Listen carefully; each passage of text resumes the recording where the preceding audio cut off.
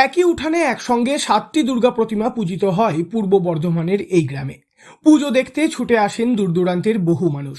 নিজস্ব নিয়ম রীতি মেনে এভাবেই কয়েকশো বছর ধরে দুর্গাপুজো হয়ে আসছে এই গ্রামে।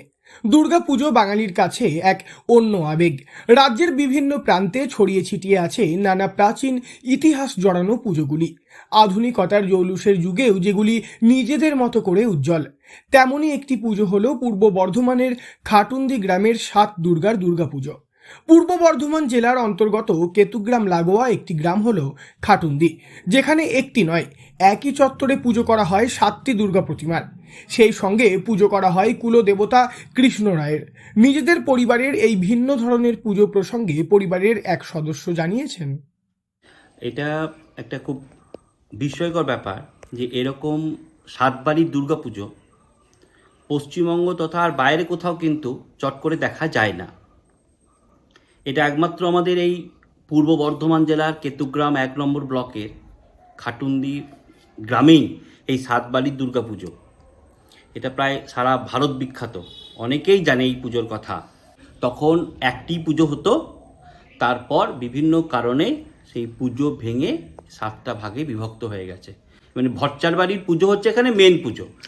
ভট্টাচার্য পরিবারের সদস্য সজল ভট্টাচার্য জানিয়েছেন, পূর্বপুরুষ রামগোপাল ভট্টাচার্য আগে বর্তমান কেতুগ্রাম থানার অন্তর্গত কুলাই গ্রামে বসবাস করতেন।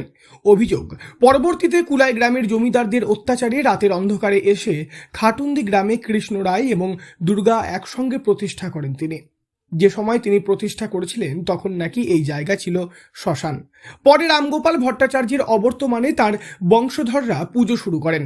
ধীরে ধীরে পারিবারিক মনোমালিন্যের জেরে সকল বংশধর অর্থাৎ ভাইয়েরা ঠিক করেন তাঁরাও দুর্গা প্রতিমা আনবেন।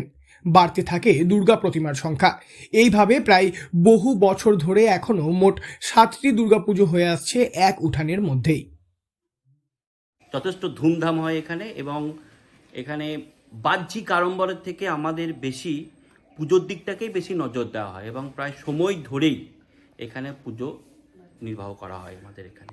পুজোর সময় আনন্দ যথেষ্টই পরিমাণে থাকে, এবং আমরা যে প্রচুর জামা কাপড় পরে আনন্দ সেটা বলতে নয়, আমরা কাজের মধ্যেই প্রচণ্ড আনন্দ পাই। মায়ের সেবা করে আমরা প্রচণ্ড আনন্দ উপভোগ করি এখানে। হ্যাঁ, একটু পরিশ্রম হয়, কিন্তু তাতেই আমরা প্রচুর আনন্দ উপভোগ করি এখানে। আজও এই ভট্টাচার্য বাড়িতে পুজোর সময় আগে কৃষ্ণ রায়কে ভোগ দেওয়া হয়, তারপর ভোগ দেওয়া হয় দেবী দুর্গাকে। পুজো হয় আগে কৃষ্ণ রায়ের, তারপর দেবী দুর্গার।